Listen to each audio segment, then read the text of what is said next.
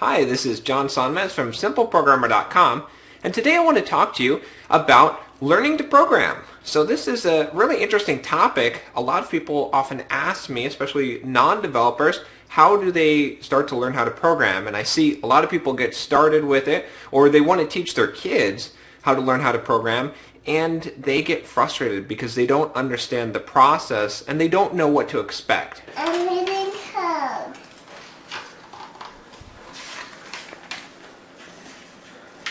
Mama wants to show you.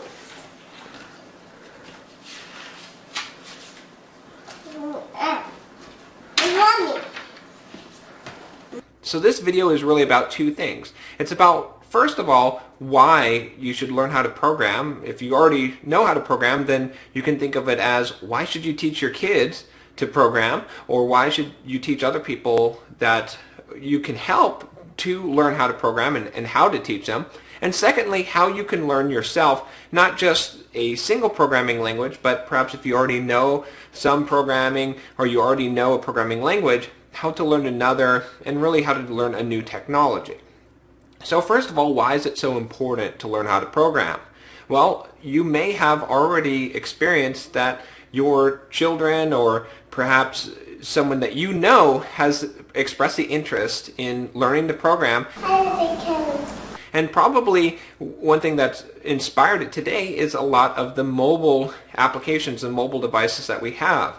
For example, my daughter has an iPad. This is my Keep it simple, baby. Keep it simple.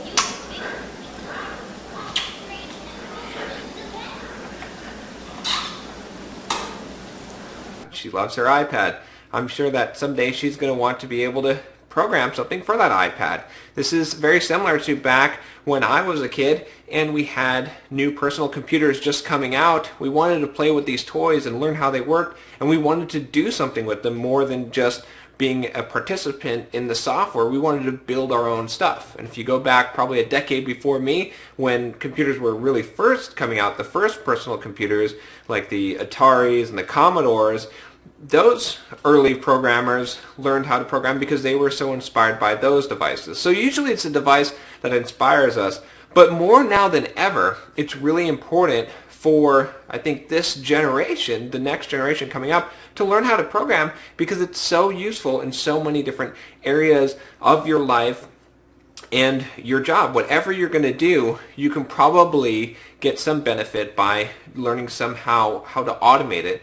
And since computers are all around us now, they pretty much permeate every area of our life, learning how they work and learning at least the basics of programming is an important skill that just about everyone should have. Everyone can benefit from that skill. So that's why you should learn how to program and why you should teach your kids and why you should help other people to learn. Now, the second part of this is this process of learning to program. So learning to program is different than learning a lot of other things. What I've found is that people need repeat exposures to the material. So you can't just set out and say, I'm going to learn C# or Java and expect that you're going to read a book and then all of a sudden you're going to have that knowledge.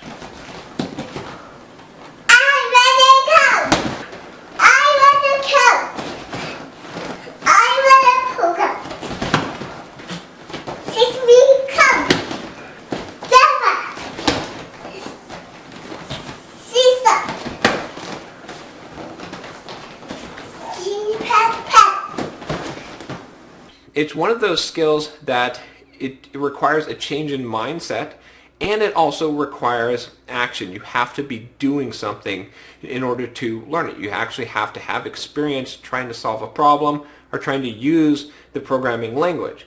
And this takes time. So I often tell people who are starting out to learn how to program that, for example, if they're going to pick up a book on how to program in a particular language, be it C#, Java, C++, whatever it is, you need to basically count on going through that book 3 times. The first time, you're going to understand the scope of something. The second time, you're going to get some pieces that click that are going to make sense. And then the third time, you're going to actually have some practical knowledge, perhaps during that time you've actually tried to write some code, and you're actually going to benefit from what you're reading because it's going to apply directly to what you've been trying to do.